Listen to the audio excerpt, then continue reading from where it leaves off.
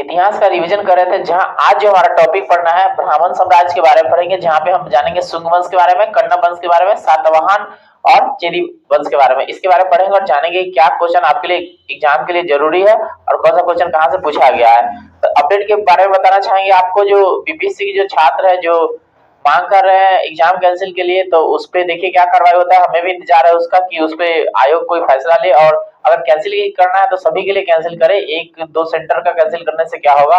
और वो तो उसकी कमी है ना, जिससे कि एक सेंटर पे एग्जाम में जो धांधली हुआ जिसकी वजह से वो एक सेंटर को ही कैंसिल कर रहा है। ठीक है, तो देखिए अंतिम फैसला आयोग का होगा, जो भी फैसला होगा हम लोग उसका स्वागत करेंगे, लेकिन देखते हैं आगे क्या होता है। चलिए पढ़ते हैं और पढ़ते हैं, जानते हैं इसमें से क्या क्वेश्चन आपको पूछा जाएगा।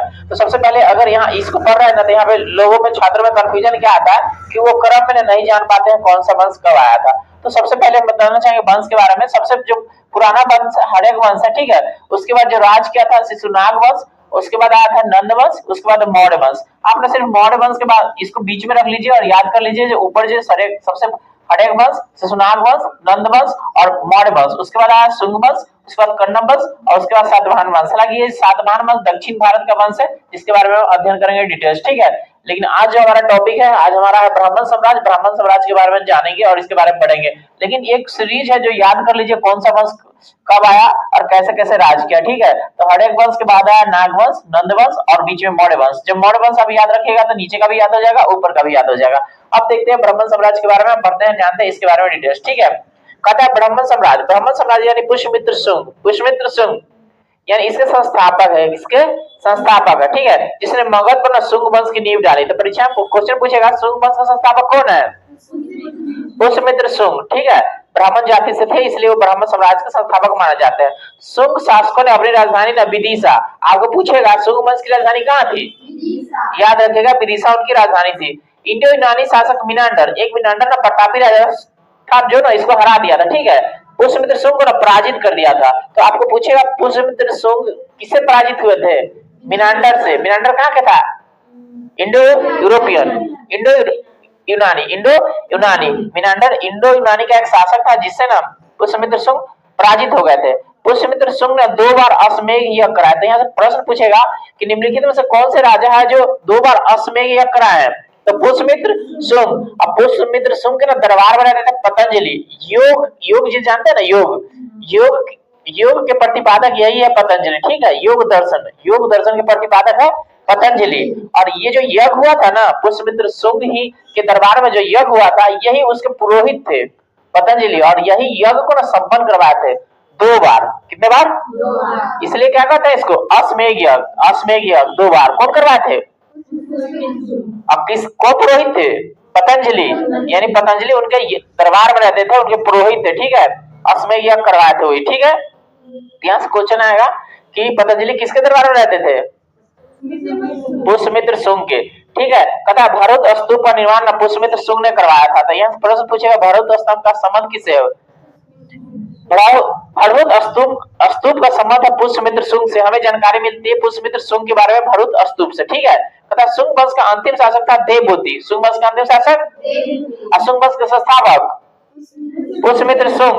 तो देवभूति हुआ ना, इसको ना हत्या कर दिया 73 ईसा पूर्व में, और वासुदेव। ठीक है, कौन कर दिया? वासुदेव। और ना मगध पर एक नया राजवंश स्थापित किया जिसका नाम है कण्व वंश। क्या नाम है? कण्व वंश। तो आपको याद रखना कण्व वंश का संस्थापक कौन हो गया? वासुदेव। कण्व वंश का संस्थापक और देवभूति का हत्या कौन कर दिया? वासुदेव। पूछेगा पुष्यमित्र, आपको पूछेगा शुंग वंश का अंतिम राजा कौन था? देवभूति। शुंग वंश का अंतिम राजा देवभूति। कोई भी घुमा घुमा का क्वेश्चन पूछेगा आपको ध्यान में रखना है। ठीक है, तो वासुदेव कण्व वंश का संस्थापक किया, और कण्व वंश का अंतिम राजा हुए सुशर्मा। कौन हुए? सुशर्मा। कण्व वंश का अंतिम राजा सुशर्मा।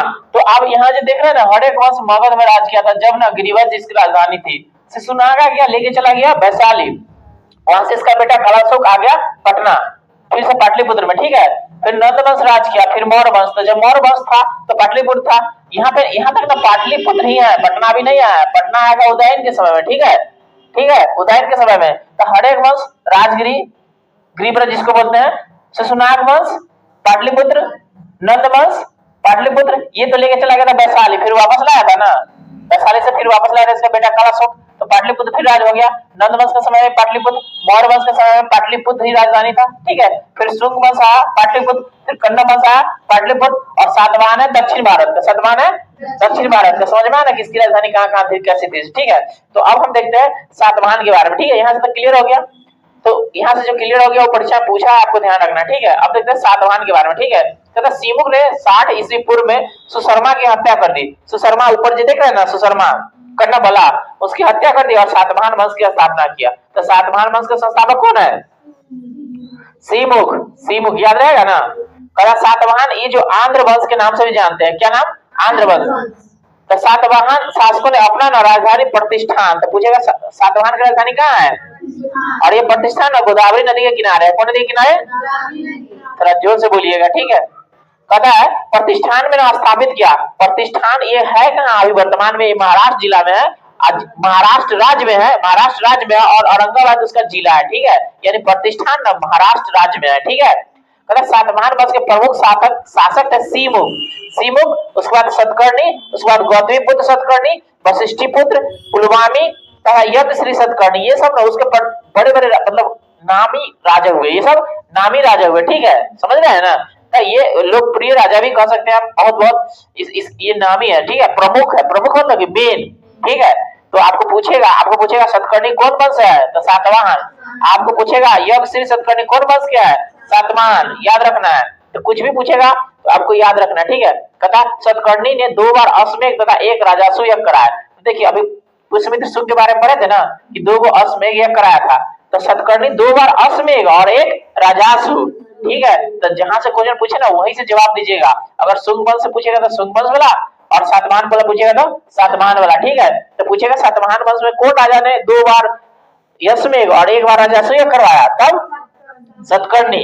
आवाज नहीं है, सतकर्णी, ठीक है। कहता सातवाहन शासक के समय में प्रसिद्ध साहित्यकार हाल, ये ना लेखक है जिसका नाम है हाल, साहित्य के लेखक है हाल, और गुणाड रहते थे। हाल ने लिखा है गाथा सप्तदशी। गाथा सप्त, देखिए परीक्षा में ना पूछता है गाथा सप्त सती, ठीक है। पूछेगा ये कि गाथा सप्त सती के लेखक कौन है? तो हाल। एक व्यक्ति का नाम है और जिसका गुणाड ये लिखा है बृहद कथा, क्या लिखे हैं? तो परीक्षा पूछता है, दोनों पुस्तक के लेखक के नाम बारे में याद रखिए। एक है गाथा सप्त सती और दूसरा है बृहद कथा। तो बृहद कथा के लेखक है गुणाड और गाथा सप्त सती के लेखक है हाल। अब पूछेगा हाल किसके दरबार में रहते थे? सातवाहन के दरबार में रहते थे, ठीक है। और फिर गुणाड किसके दरबार में रहते थे? सातवाहन के दरबार में रहते थे, याद रहेगा ना। कहता सातवाहन ने चांदी, तांबे, शीशा, प्रोटीन, कांसे की मुद्रा ना प्रचलित करवाई, लेकिन सबसे ज्यादा चलवाया शीशा के सिक्का। शीशा के सिक्का। तो आपको परीक्षा पूछेगा शीशा का सिक्का कौन चलवाया था?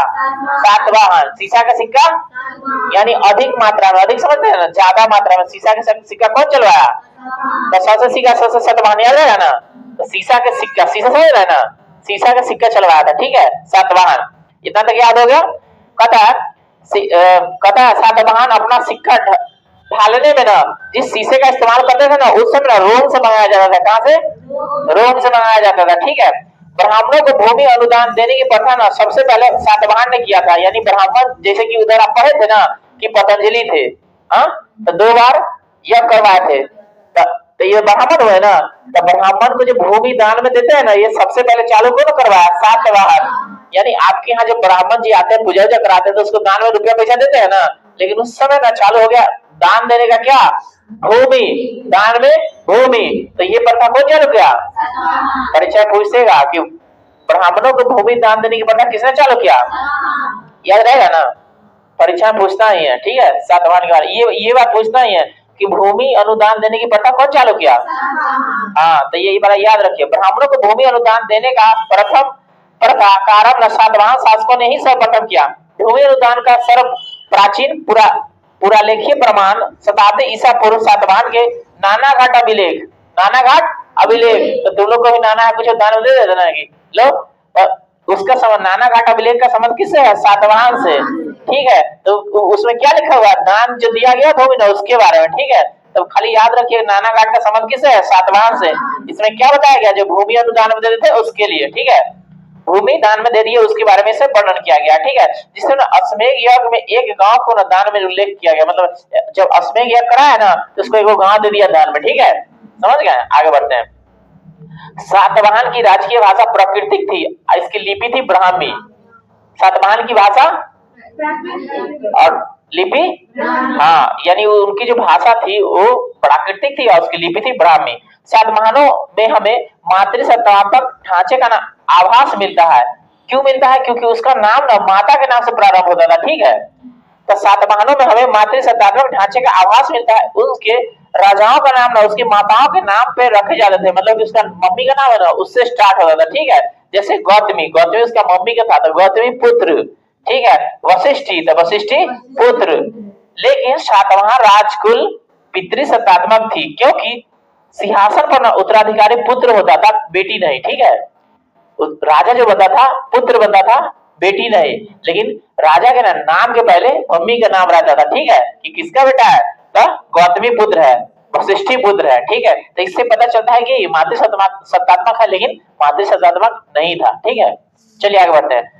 सातवाहन शासकों में ग्रामीण क्षेत्रों में ना प्रशासन का काम गौल्मिक को सौंपा गया था, जो गांव की देखभाल करता था, ठीक है। वहां का प्रशासन संभालता था गौल्मिक। गौल्मिक एक सैनिक टुकड़ी का प्रधान होता था, जिसमें ना 9 रथ, 9 हाथी, 25 घोड़े और 45 पैदल सैनिक होते थे। सातवाहन की महत्वपूर्ण स्थापत्य कला है कार्लो का चैत्य। तब पूछेगा कार्लो का चैत्य किसने निर्माण किया था? सातवाहन ने। कार्लो का चैत्य सातवाहन ने बनवाया था। अजंता एवं एलोरा कौन बनवाया था? सातवाहन। तो अजंता एवं एलोरा की गुफा जो है इसका निर्माण करवाया था सातवाहन। अमरावती कला, इसका भी संबंध है सातवाहन से, ठीक है। अमरावती कला का विकास इस सातवाहन ने करवाया था, ठीक है। सतकर्णी एवं अन्य सभी सातवाहन शासक दक्षिणापथ के स्वामी कहलाते हैं, यानी कि जो इसका राजा था ना उसको कहते दक्षिणापथ के स्वामी। क्या कहते थे? दक्षिणापथ के स्वामी। आपको ये बात याद रखना है, निम्नलिखित में से दक्षिणापथ के स्वामी किसको कहा जाता है? तो उसमें जो राजा के नाम रहेगा ना उसको, ठीक है। यानी सतकर्णी, उसमें तो बहुत सारा राजा था ना, उसमें बहुत सारा राजा था ना, तो उसको क्या कहते हैं? दक्षिणापथ स्वामी। क्या कहते हैं? दक्षिणापथ स्वामी। आगे कहता है आपका सातवाहन राज्य ने उत्तर और दक्षिण भारत में ना बीच सेतु का काम किया था। सेतु का मतलब जोड़ने का, सेतु का मतलब जोड़ने का। तो आपको पूछेगा कि उत्तर भारत और दक्षिण भारत को जोड़ने का काम कौन किया था? सातवाहन। सेतु मतलब जोड़ना, समझ रहे हैं ना, ठीक है। अब इसके बाद आपको पढ़ना है आपको चेदी वंश, ठीक है। आपको चेदी वंश के बारे में जानना है, जो इसको ना पहले नाम था कलिंग, जो अभी उड़ीसा के नाम से जाना जाता है। कौन नाम से? उड़ीसा। तो यहाँ पे जो राजवंश राज करता था, चेदी राजवंश था, जिसपे ना अशोक आक्रमण किया था अपने राजगद्दी पर बैठने के 8वें वर्ष में, यानी 261 ईस्वी पूर्व में। वहां के राजा थे ना खारबेल, उसको हरा दिया था, उसकी राजधानी को जीत लिया था। तो छोटा सा टॉपिक हमको इसको पढ़ना है, ठीक है, चेदी राजवंश के बारे में। कहता अशोक की मृत्यु के उपरांत संभवतः प्रथम शताब्दी ईस्वी पूर्व में कलिंग में चेदी राजवंश का उदय हुआ। इसकी जानकारी हमें हाथी गुफा अभिलेख, तो पूछेगा हाथी गुफा अभिलेख का संबंध किससे है? तो खारबेल से, खारबेल से। लेकिन है कहाँ? ये उड़ीसा में। कहाँ? उड़ीसा। उड़ीसा के एक जिला भुवनेश्वर, वहां पे मिलता है, ठीक है। भुवनेश्वर में ये मिलता है, उड़ीसा की राजधानी है भुवनेश्वर, ठीक है। कहता खारबेल इस वंश का एक प्रतापी राजा था। तो पूछेगा चेदी वंश का प्रतापी राजा कौन था? याद रहेगा ना, जो अशोक से हार गया था ना, ठीक है। तो पूछेगा खारबेल कौन सा वंश से है? तो चेदी वंश से। अशोक कौन वंश से? चेदी वंश से, याद रहेगा ना। तो हाथी गुफा अभिलेख का संबंध किससे है? खारबेल से। कहता खारबेल इस वंश का एक प्रतापी राजा था। खारबेल जैन का अनुयायी, मतलब जैन धर्म, जैन धर्म, तो जैन धर्म को मानता था खारबेल। और उसने जैन मुनियों के लिए ना उदयगिरी की पहाड़ी में गुफा का निर्माण करवाया था। यानी कि ये जैन धर्म को मानता था। जैन धर्म के साधु संत हैं जो भी, उनको रहने के लिए ना ये गुफा का निर्माण करवाया था। कौन पहाड़ी में? उदयगिरी की पहाड़ी में, ठीक है। हमारा जो अगला नेक्स्ट टॉपिक आएगा यवन राज के बारे में पढ़ेंगे, उसका डिटेल्स जानेंगे, कौन सा प्रश्न इंपॉर्टेंट है, ठीक है।